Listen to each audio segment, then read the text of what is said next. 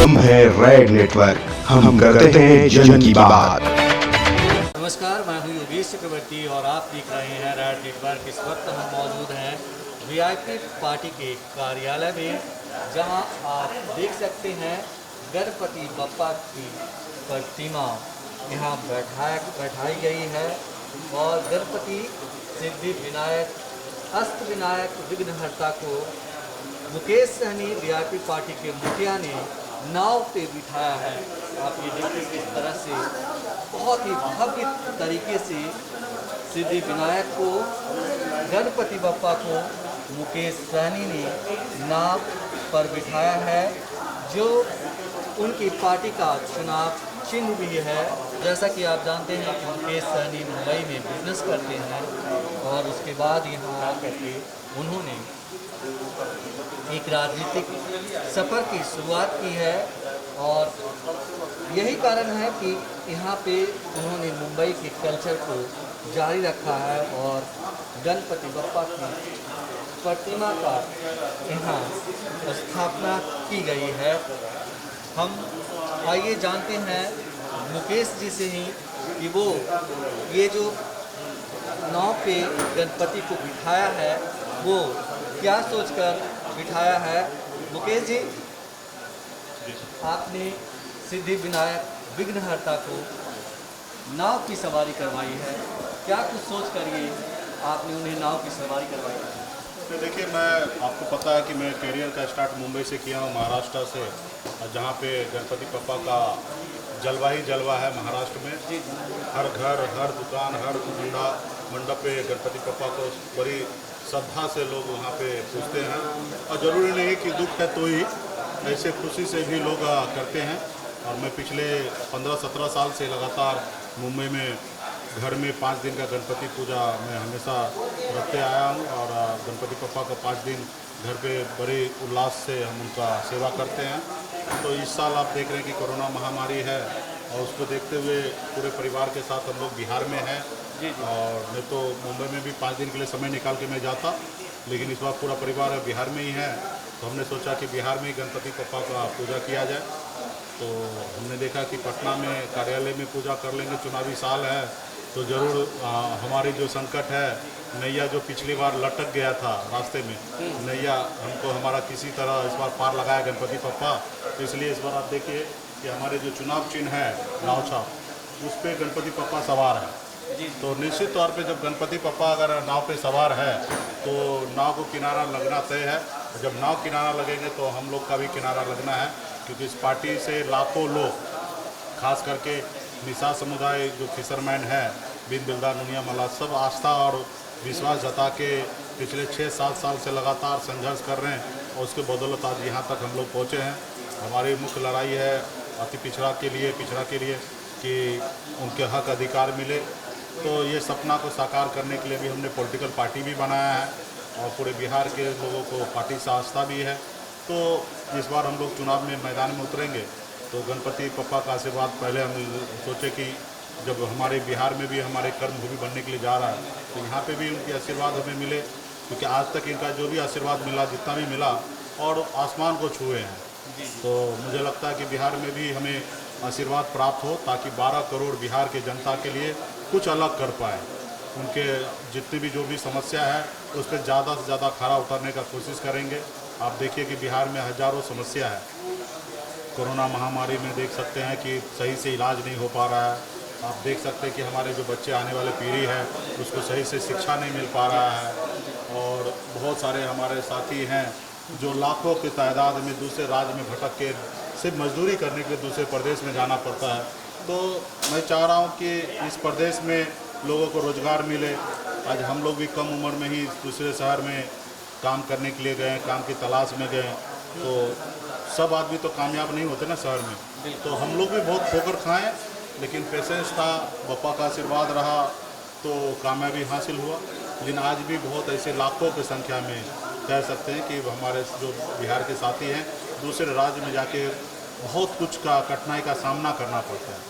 तो ये सब देख के हमें लगा कि बिहार में हम अपने लोगों के लिए कुछ करें। तो इसके लिए हम 2014 से लगातार बिहार में, चाहे वो निषाद समुदाय हो, अति पिछड़ा हो, इन लोगों की लड़ाई लड़ रहे हैं। अभी तो पॉलिटिकल पार्टी बन गया हर जाति धर्म के लिए। हम चाहेंगे कि बिहार में 12 करोड़ लोगों को कैसे भरोसे पे हम लोग उतरे, तो उसके लिए लड़ाई लड़ रहे हैं। और आपने जिस सोच के तहत गणपति बप्पा को नाव की सवारी करवाई है, गणपति बप्पा को विघ्नहर्ता भी कहते हैं, और लगता है उन्होंने सुन भी ली है आपकी। पहले उपेंद्र कुशवाहा, फिर रेणु कुशवाहा और अरुण जी, हम देखें कि यहाँ मत्था टेकने पहुँचे हैं, तो क्या बात हुई? मुलाकात तो हुई, ये देखा गया, लेकिन क्या बात हुई? कुछ पॉलिटिकल बात भी जरूर हुई है। देखिए, उपेंद्र कुशवाहा जी तो हमारे महागठबंधन के साथी ही हैं। रहा कि अरुण जी आए, रेणु जी आए, अनिल जी आए, तो ये सब हमारे साथी हैं और ये सब भी बिहार के लिए संघर्ष कर रहे हैं। कहीं ना कहीं इन सब के मन में है कि बिहार में एक बेहतर विकल्प हो, बिहार में जो समस्या है पिछले 15 साल से उसको दूर किया जाए, तो ये सब भी उसी में लाइन में है। तो सबसे हमारे पर्सनल व्यक्तिगत बहुत अच्छा संबंध रहा है। और गणपति पप्पा के शरण में तो कौन बड़ा कौन छोटा, सब लोग इनके शरण में आने का कोशिश करते हैं और सब इन्हीं के शरण में रहते हैं।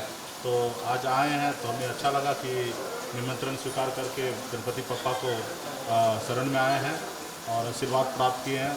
उनकी मनोकामना पूरा हो, ऐसे हम गणपति पप्पा से चाहेंगे कि उनके मनोकामना को पूरा करें। और रहा कि पॉलिटिकल पार्टी है, एक दूसरे से मिलना जुलना तो यूँ ही चलते रहता है। चुनावी साल है और कुछ महीने के बाद ही चुनाव है। चुनाव आयोग ने गाइडलाइंस भी जारी कर दिए हैं, लेकिन महागठबंधन में कहा जा रहा है कि महागठबंधन पूरी तरह से उलझा हुआ है। जीतन राम मांझी जी निकल चुके हैं, क्या कहेंगे आप इस पर? नहीं, देखिए, गठबंधन 5 पार्टी का गठबंधन है और इसी तरीके से देखिए तो एनडीए में भी इसी तरीके से उलझा हुआ चीज़ें हैं। और रहा कि बहुत जल्दी समय रहते हुए मुझे लगता है हफ्ता दिन भी बहुत ज़्यादा हो गया है और बहुत जल्दी इस सारे चीज़ को उलझन को दूर कर लिया जाएगा। रहा कि मांझी जी उन्होंने स्टैंड लिया है कि गठबंधन से बाहर रहने का, तो उनका अपना व्यक्तिगत निर्णय है, उनकी पार्टी है, तो जो भी निर्णय लेंगे वो स्वतंत्र है निर्णय लेने के लिए। लेकिन अभी कोई पार्टी में भी नहीं गए हैं, एज ए पर्सनल लेवल पे हमारे संपर्क में है, कांग्रेस पार्टी के भी संपर्क में है और उन्होंने कुछ बात को रखा जो उनको फुलफिल नहीं हुआ, तो उन्होंने ऐसा स्टैंड लिया है।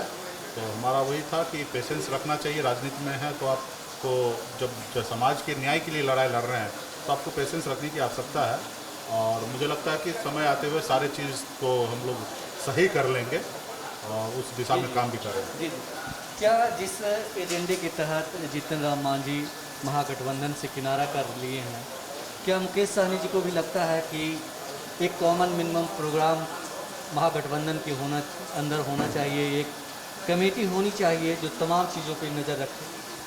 नहीं, देखिए, सबसे बड़ा पूंजी राष्ट्रीय जनता दल का है।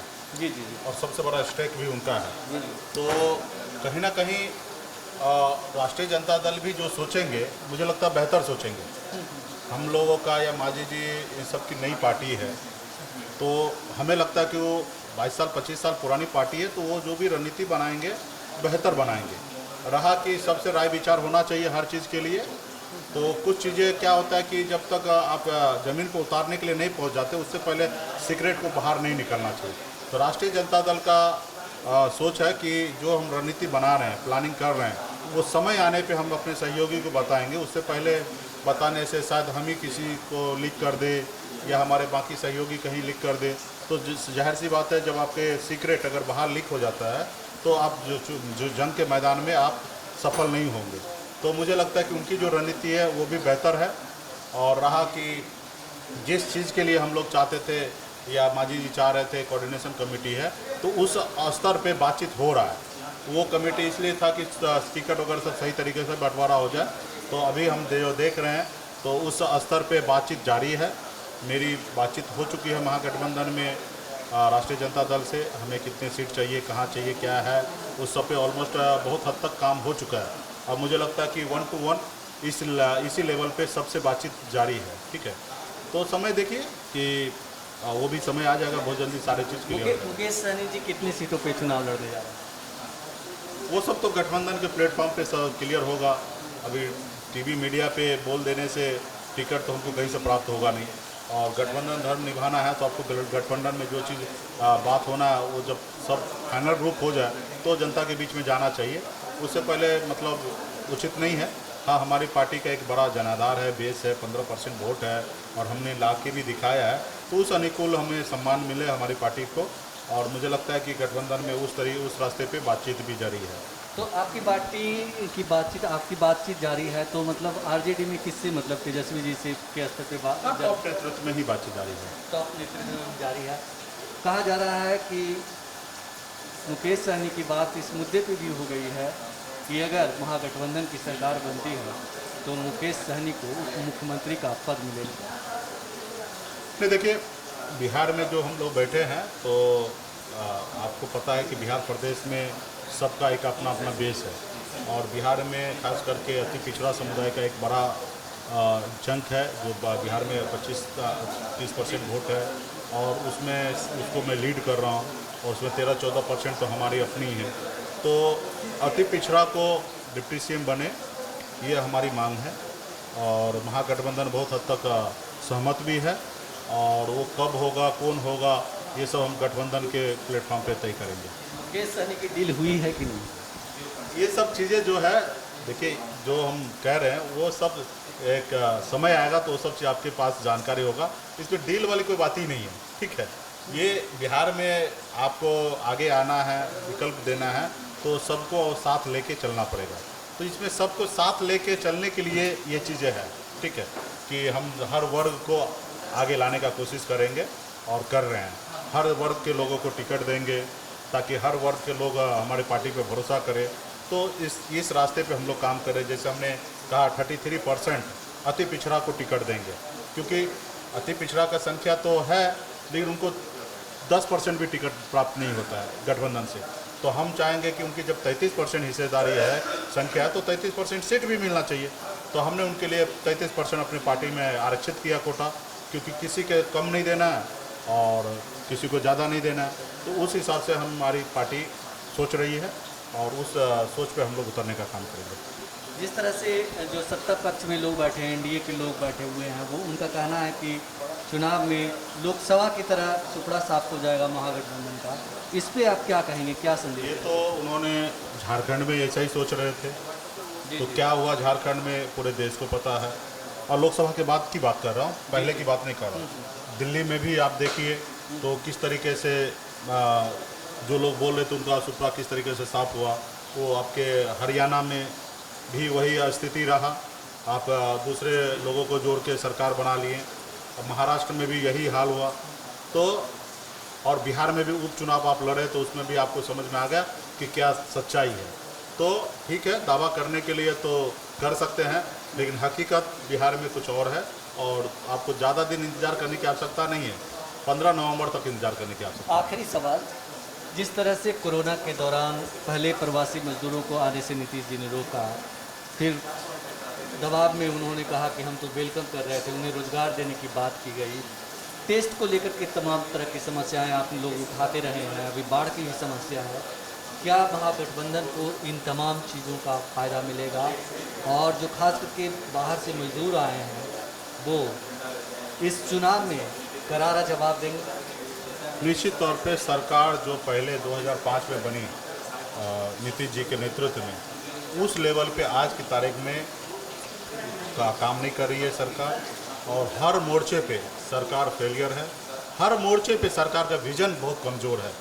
आपको याद होगा कि जब हमारे प्रवासी मजदूर भाई दूसरे राज्य से आए, एक तो उनको लाने के लिए नहीं दे रहे थे, आने के लिए नहीं दे रहे थे, तो हम लोगों का आवाज़ उठाने के बाद उनको लाया गया।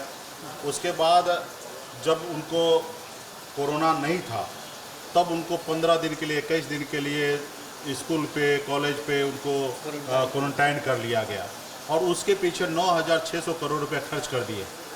जब कोरोना नहीं था तब ये व्यवस्था कर दी है, ठीक है, वाह ही लूटने के लिए कि हम बड़े पैमाने पे लोगों को व्यवस्था कर रहे हैं, वो बीमारी फैलने नहीं देंगे।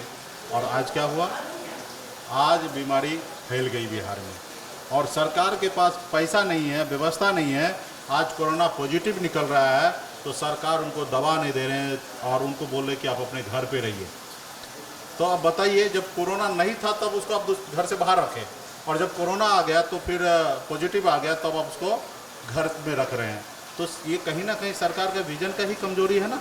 आपके पास जिस वक्त पैसा था तो आंख बंद करके खर्च कर दिए, अनाप शनाप में जो मर्जी हुआ वो कर दिए, और आज आपका जब समस्या है तो आपके पास पैसा नहीं है खर्च करने के लिए।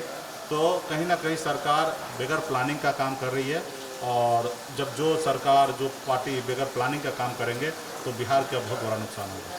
जी जी, नेटवर्क से बात करने के लिए आपका बहुत शुक्रिया। बहुत बहुत धन्यवाद आपके लिए। तो ये थे वीआईपी पार्टी के मुखिया मुकेश सहनी, जिन्होंने कहा कि मौजूदा सरकार जो है वो पूरी तरह से कंफ्यूज्ड है, उसके पास बिहार की जनता के लिए कोई प्लान नहीं है, और जो लोग ये दावा कर रहे हैं कि आने वाले विधानसभा चुनाव में महागठबंधन का टुकड़ा साथ हो जाएगा, उनको बिहार की जनता करारा जवाब देगी। और साथ में उन्होंने विघ्नहर्ता, सिद्धि विनायक, अष्टविनायक गणपति का भी सहारा लिया है, जिन्हें नाव की सवारी करवाई है। तो हम उम्मीद करते हैं कि मुकेश सहनी की नाव इस बार जरूर पार लगेगी। योगेश चक्रवर्ती, राज नेटवर्क, पटना। हम हैं रेड नेटवर्क, हम करते हैं जन की बात।